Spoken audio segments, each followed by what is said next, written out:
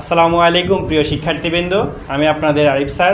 আজকে আমরা আইসিটি ষষ্ঠ অধ্যায় ডাটাবেজ ম্যানেজমেন্ট সিস্টেম এর ডাটাবেজ রিলেশন সম্পর্কে আমরা আজকে জানব। দেখো, একটি ডেটাবেজ টেবিলের এক বা একাধিক রেকর্ডের সাথে অন্য এক বা একাধিক টেবিলের রেকর্ডের সম্পর্ককে ডাটাবেজ রিলেশন বলে। অর্থাৎ ডাটাবেজ রিলেশন হলো বিভিন্ন ডাটা টেবিলের মধ্যকার লজিক্যাল সম্পর্ক। এক কথায় ডাটাবেজ রিলেশন বলতে রিলেশনাল ডাটাবেজে একাধিক টেবিলের মধ্যে সংযোগ বা সম্পর্ক স্থাপন করাকে বোঝায়। ডাটাবেজ রিলেশন তৈরি করা হয় যাতে বিভিন্ন টেবিলের ডেটাগুলো একত্রিত করে অর্থপূর্ণ তথ্য বের করা যায় এবং ডাটার পুনরাবৃত্তি কমানো যায়। মাত্র 310 টাকায় শেষ মুহূর্তে আমাদের এইচএসসি 26 টার্গেটে প্লাস কোর্সে যুক্ত হলে পেয়ে যাচ্ছ সকল সাবজেক্টের সাজেশন, সকল গ্রুপের পিডিএফ ও ক্লাস আকারে, বিগত বছরগুলোর বোর্ড এমসিকিউ উত্তর সহ পিডিএফ আকারে, প্রত্যেকটা সাবজেক্টের প্রত্যেকটা চ্যাপ্টার ওয়াইজ জ্ঞানমূলক অনুধাবনমূলক প্রশ্ন উত্তর পিডিএফ আকারে, ইংরেজি গ্রামার অংশে শর্টকাট টেকনিক ও দুর্দান্ত সব রেকর্ডেড ক্লাসেস, লিখিত অংশে শর্টকাট টেকনিক ও রেকর্ডেড ক্লাসেস, এইচএসসি পর্যায়ের সবচেয়ে কঠিন সাবজেক্ট আইসিটির শেষ মুহূর্তে দুর্দান্ত সব রেকর্ডেড ক্লাস, এছাড়া পড়াশোনা রুটিন, এ প্লাস গাইডলাইন সবকিছু থাকছে মাত্র এই 310 টাকার কোর্সে। যারা এখনো আমাদের কোর্সে যুক্ত হও নাই, খুবই দ্রুত করো। আমাদের কোর্সে যুক্ত হতে ভিডিওতে দেওয়া নম্বরে 310 টাকা কোর্স ফি পাঠিয়ে এই নম্বরই হোয়াটসঅ্যাপে আমাকে জানাবে কোর্স ফি পাঠিয়েছি, সাথে সাথে তোমাকে গ্রুপে যুক্ত করে নিব, তখন থেকে তোমার ক্লাস প্রস্তুতি শুরু হয়ে যাবে। ডাটাবেজ রিলেশনশিপ এর গুরুত্ব। ডেটার অখণ্ডতা। দেখো, এটি নিশ্চিত করে যে ডেটাবেজে ডেটা সামঞ্জস্যপূর্ণ এবং সঠিক থাকে। 2. ডাটার পুনরাবৃত্তি হ্রাস। একই তথ্য বারবার বিভিন্ন টেবিলে সংরক্ষণ করার পরিবর্তে এটি একবার সংরক্ষণ করে এবং অন্যান্য টেবিল থেকে রেফার করা হয়, যা স্টোরেজ সাশ্রয় করে এবং ডাটা এন্ট্রির ভুল কমায়। 3. সহজতর অনুসন্ধান ও প্রতিবেদন তৈরি। রিলেশনশিপ ব্যবহার করে বিভিন্ন টেবিল থেকে ডাটা সহজে একত্রিত করা যায়, এমনকি নিজের প্রয়োজন মতো প্রতিবেদনও তৈরি করা যায়। 4. দক্ষতা বৃদ্ধি। সুসংগঠিত ডাটা এবং সহজ ডেটাবেজ রিলেশনগুলো ডেটাবেজের কার্যক্রমকে আরও দ্রুত করে তোলে। ডেটাবেজ ডিজাইন করার সময় এই রিলেশনশিপগুলো সঠিকভাবে স্থাপন করা অত্যন্ত গুরুত্বপূর্ণ, কারণ এটি ডেটাবেজের কার্যকারিতা, নির্ভরযোগ্যতা এবং মাপযোগ্যতা নির্ধারণ করে। এখন আমরা ডাটাবেজ রিলেশনের কিছু প্রকারভেদ সম্পর্কে জানব।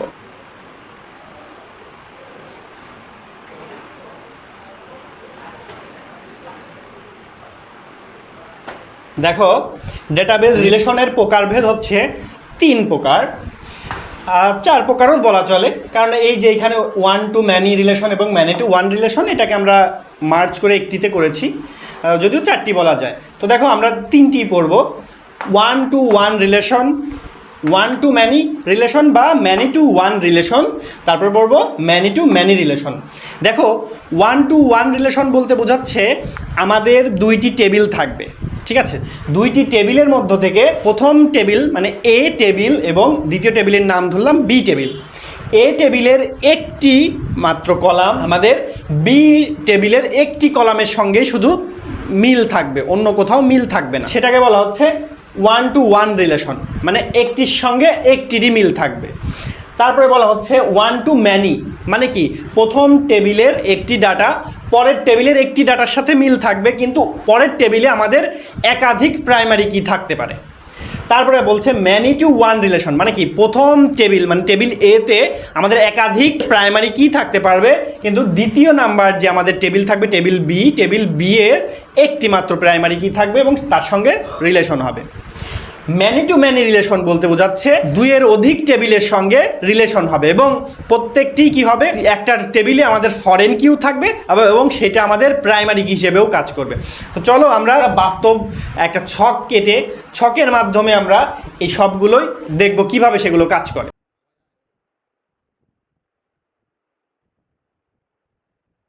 দেখো, আমি এখানে 1 to one রিলেশন এটা দেখাবো। তো এখানে আমি 2টি টেবিল নিয়েছি, একটি টিচার টেবিল, একটি কোর্স টেবিল। দেখো, প্রথমে আমরা টিচার টেবিলে এখানে দেখো এটা teacher ID, teacher name. Teacher name কিন্তু আমার এক নামের 2 টিচার থাকতেই পারে, তো টিচার নেম কিন্তু আমি প্রাইমারি কি হিসেবে নিতে পারবো না। তার মানে কি এইটা আমাদের কিন্তু প্রাইমারি কি, পি কে আমরা দিলাম প্রাইমারি কি, ঠিক আছে? এটা আমাদের প্রাইমারি কি টিচার আইডি। দেখো, এখন আমরা কোর্স টেবিল এখানে আসি, এখানে দেখো কোর্স আইডি, এটা কিন্তু আমাদের একটা প্রাইমারি কি, কোর্স আইডি এটা কিন্তু আমাদের প্রাইমারি কি, তাই না? তারপরে দেখো কোর্স টাইটেল, এটা আমাদের প্রাইমারি কি। ক্রেডিট, এটা আমাদের প্রাইমারি কি হবে না, কারণ ক্রেডিট সবগুলো সেমই আছে। টিচার আইডি, টিচার আইডিটা কিন্তু আমাদের প্রাইমারি কি, কিন্তু যখন আমরা এই টেবিলের সঙ্গে এই টেবিলের একটা রিলেশন করব তখন কিন্তু এটা প্রাইমারি কি আর হবে না, এটা তখন হয়ে যাবে ফরেন কি। এবং আমাদের এই যে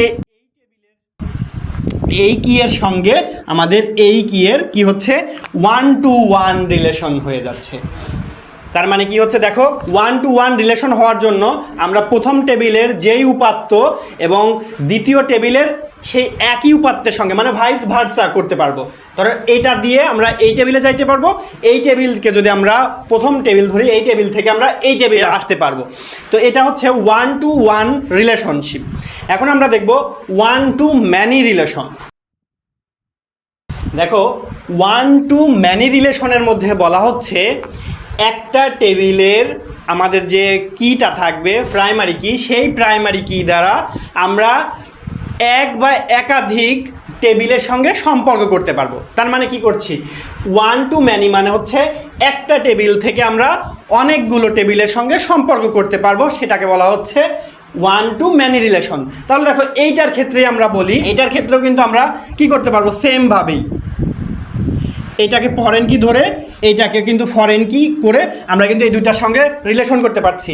তো সেমভাবে যদি আমি এক বা একাধিক আরও যদি টেবিল নেওয়া হয়, সেখানে আমরা যদি টিচার আইডি অ্যাড করি, সেখানে কিন্তু আমরা কি করতে পারবো, আরও টেবিলের সঙ্গে আমরা সম্পর্ক করতে পারবো। কিন্তু কোথা থেকে যাচ্ছি দেখো, এই একটা এইখানে কিন্তু আমাদের প্রাইমারি কি একটাই, তার মানে কি 1-to-many-তে যাইতে পারবো, অনেকগুলো টেবিলের সঙ্গে আমরা সম্পর্ক করতে পারবো, এটাকে বলা হচ্ছে 1-to-many। এখন many-to-one কিভাবে হবে দেখো, many-to-one রিলেশন জাস্ট 1-to-many-র উল্টা।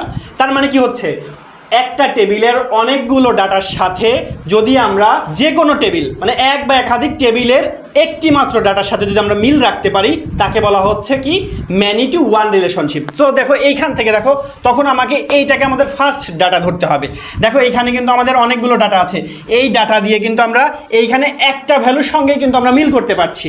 আবার যদি আমরা এইখানে যদি আরও একটা ডাটা নিই, দেখো একটা টেবিল নিলাম,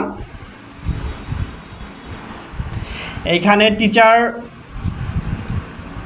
আইডি, এইখানে অ্যাড্রেস।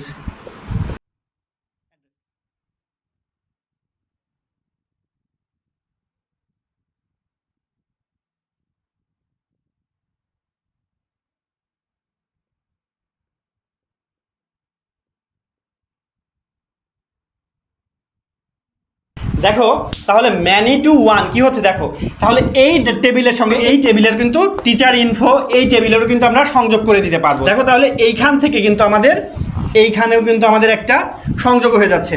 তার মানে কি হচ্ছে দেখো, ম্যানি একটা টেবিলের অনেকগুলো ডাটা অন্য যে কোনো টেবিলের অন্য দুই বা ততোধিক বা এক বা একাধিক টেবিলের একটি মাত্র ফিল্ডের সাথে অ্যাড হবে, রিলেশন তৈরি করবে, সেটাকে বলা হচ্ছে many-to-one রিলেশন। এখন আমরা দেখব many-to-many রিলেশন। দেখো many-to-many রিলেশন কি হচ্ছে, একটা টেবিলের একাধিক ফিল্ডের সাথে অন্য যে কোনো দুই বা ততোধিক বা এক বা একাধিক টেবিলের সঙ্গে আমাদের রিলেশন তৈরি করবে। দেখো এইখানে দেখো এই টেবিল টিচার টেবিল এবং কোর্স টেবিলের মধ্যে রিলেশনটা হচ্ছে টিচার আইডি দিয়ে এবং দেখো কোর্স টেবিলের সঙ্গে টিচার ইনফো এইটার আমাদের কি হচ্ছে রিলেশনটা হচ্ছে এই যে আমাদের দেখো কোর্স আইডি দিয়ে কিন্তু আমাদের এটা রিলেশন হয়ে গেল। তার মানে দেখো একটা টেবিলের একাধিক ফিল্ড কি করছে, আমাদের একাধিক টেবিলের সঙ্গে সম্পর্ক করছে, তার মানে কি many-to-many রিলেশন তৈরি করছে। তো এই হচ্ছে আমাদের ডেটাবেজ রিলেশনের প্রকারভেদ। তো তোমাদের কিন্তু এই টাইপের প্রশ্ন কিন্তু খ নাম্বারে অথবা গ নাম্বারে আসতেই পারে। টেবিলের মধ্যে কি করছে, many-to-many রিলেশনশিপ কিভাবে কাজ করে সেটা দেখাও, তখন তোমাকে নিজের মতো করে উদাহরণ দিয়ে করতে হবে, এরকম টেবিল তৈরি করে করতে হবে। আর যদি তোমাকে টেবিল দিয়ে যদি বলে এর মধ্যে many-to-many রিলেশন তৈরি করে দেখাও, তখন তোমাকে তৈরি করতে হবে। 1-to-one রিলেশন তৈরি করতে বললে করতে হবে, যদি বলে 1-to-many বা many-to-one সেটা কিন্তু করতে হবে। তো দেখো আমি কিন্তু সবগুলোই দেখিয়েছি, তো ইনশাল্লাহ আমি বিশ্বাস করি যে তোমরা সেগুলো পরীক্ষার হলে যদি এই ধরনের প্রশ্ন আসে তোমরা অবশ্যই সেটার অ্যান্সার করতে পারবে। এখন আমরা দেখব এসকিউএল এর বেসিক কিছু ধারণা, এসকিউএলটা কি, এসকিউএল কিভাবে কাজ করে, এসকিউএল এর সুবিধা কি অসুবিধা কি সেগুলো সম্পর্কে আমরা এখন জানবো।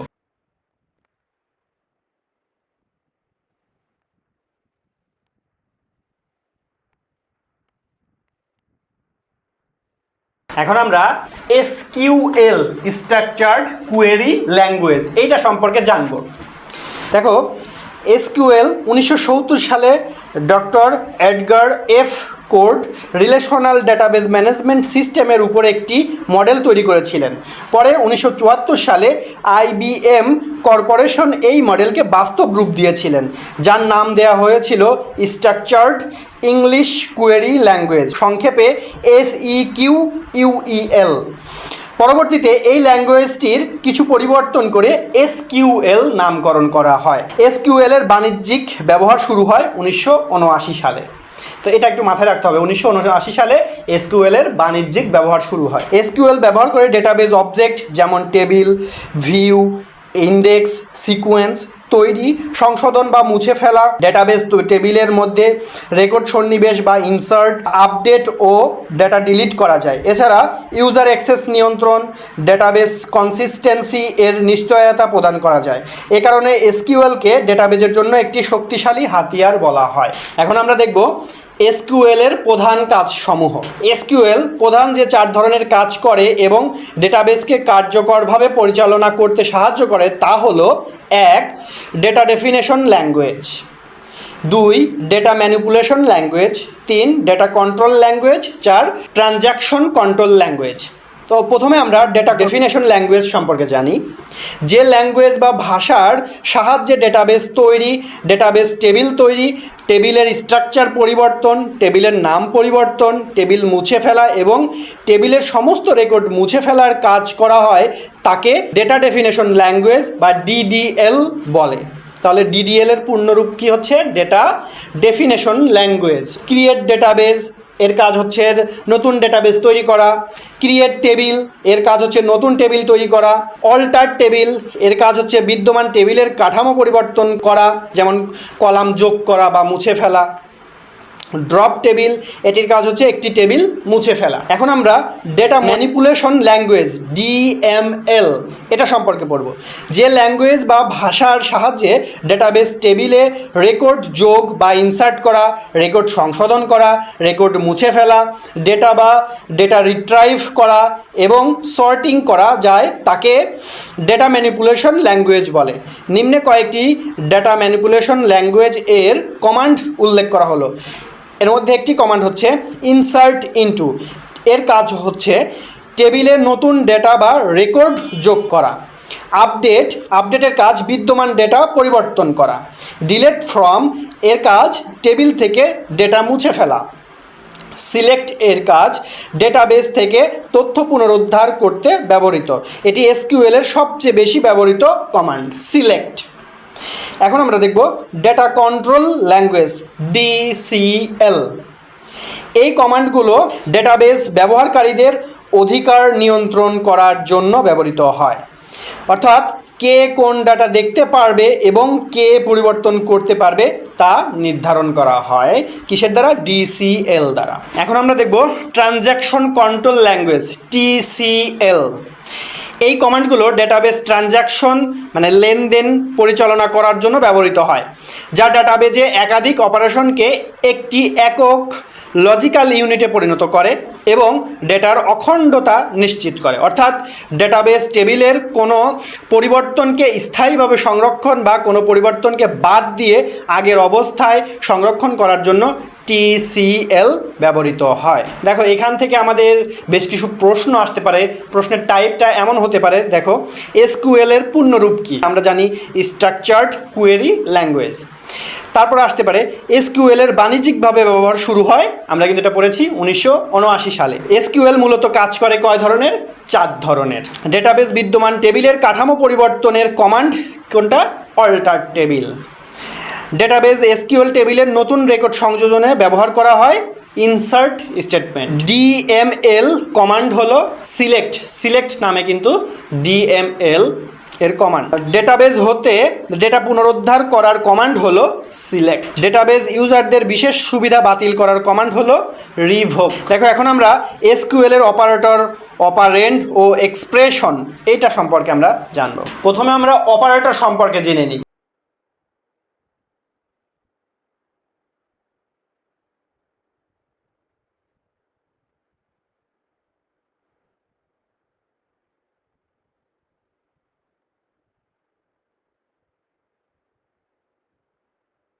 দেখো আমাদের এসকিউএল এ বেশ কিছু অপারেটর আছে, তার মধ্যে আছে আমাদের গাণিতিক operator, comparison operator, concatenation operator, logical operator, like operator, miscellaneous operator. হ্যাঁ, তো আমরা যেহেতু জায়গার সংকট এই কারণে আমরা গাণিতিক অপারেটর, কম্প্যারিজন অপারেটর এবং লজিক্যাল অপারেটর লিখে নিয়েছি।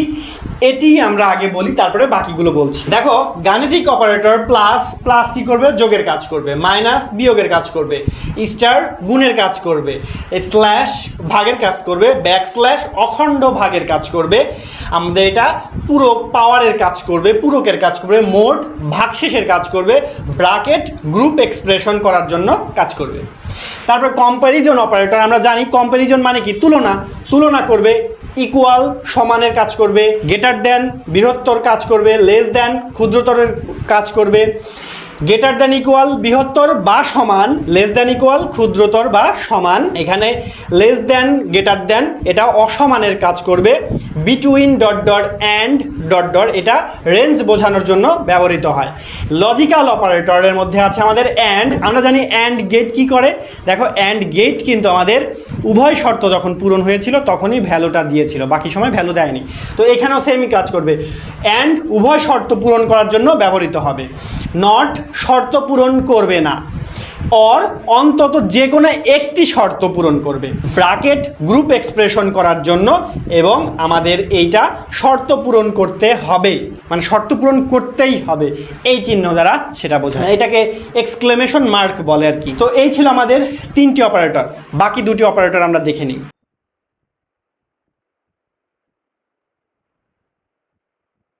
দেখো আমি এখানে লাইক অপারেটর নিয়েছি। লাইক অপারেটরের স্টার এটা অ্যাক্সেস দেবে পার্সেন্ট এসকিউএল এর মধ্যে। এটি কি কাজ করবে? যে কোনো ধরনের এক বা একাধিক ক্যারেক্টারের সাথে ম্যাচিং করবে। আর প্রশ্নবোধক চিহ্ন এটা কি করবে? অ্যাক্সেস দেবে আন্ডারস্কোর। এটা কি করবে? যে কোনো একক ক্যারেক্টারের সাথে ম্যাচিং করবে। এখন আমরা দেখি মিসসেলেনিয়াস অপারেটর। এটা আইএস এটা দ্বারা বোঝাবে নাল ভ্যালু নির্ধারণ করার জন্য এইটি ব্যবহৃত হয়। আইএস আইএন ব্যবহার করা হয় নির্দিষ্ট মানের সমান সকল মান নির্ণয়ের জন্য। এটি ছিল আমাদের এসকিউএল এর সকল অপারেটর। এখন আমরা এসকিউএল এর প্রয়োজনীয়তা এবং সুবিধা সম্পর্কে জানব। দেখো এসকিউএল এর প্রয়োজনীয়তা ও সুবিধা। 1. স্ট্যান্ডার্ড ভাষা। এটি একটি আন্তর্জাতিক স্ট্যান্ডার্ড ভাষা, তাই একবার শিখলে বিভিন্ন ডেটাবেজে ব্যবহার করা যায়। 2. ডেটা অ্যাক্সেস ও ম্যানেজমেন্ট। ডেটাবেজ থেকে ডেটা পুনরুদ্ধার, যোগ, আপডেট ও মুছে ফেলার জন্য এটি সবচেয়ে কার্যকর উপায়। জটিল কোয়েরি। এসকিউএল ব্যবহার করে ডেটাবেজের জটিল প্রশ্নগুলোর উত্তর পাওয়া যায়, যেমন একাধিক টেবিল থেকে ডেটা একত্রিত করা বা নির্দিষ্ট শর্তের ভিত্তিতে ডেটা ফিল্টার করা। উচ্চ কার্যকারিতা। অপটিমাইজ করা এসকিউএল কোয়েরি দ্রুত ডেটা অ্যাক্সেস এবং প্রক্রিয়াকরণ নিশ্চিত করে। ব্যাপক ব্যবহার। ওয়েব অ্যাপ্লিকেশন থেকে শুরু করে বড় বড় এন্টারপ্রাইজ সিস্টেম সবখানেই ডেটাবেজ পরিচালনার জন্য এসকিউএল অপরিহার্য। দেখো এখানে আমাদের কিছু প্রশ্ন এমন আসতে পারে, দুটি স্ট্রিংকে যুক্ত করার জন্য ব্যবহৃত হয় কি? Concatenation operator. এসকিউএল এ কনকেটিনেশন অপারেটর হলো অ্যান্ড। গাণিতিক ও যৌক্তিক কাজ নিয়ন্ত্রণ করার জন্য ব্যবহৃত প্রতীকগুলোই হলো অপারেটর। নিউমেরিক্যাল এক্সপ্রেশন তৈরি করতে ব্যবহৃত হয় অ্যারিথমেটিক অপারেটর। তো দেখো এই টাইপের প্রশ্ন কিন্তু আমাদের এখান থেকে আসতে পারে। তো প্রিয় শিক্ষার্থীবৃন্দ, আজকের মতো এই পর্যন্তই। ভালো থাকবে, সুস্থ থাকবে, আমাদের জন্য দোয়া করবে। আল্লাহ হাফেজ, আসসালামু আলাইকুম।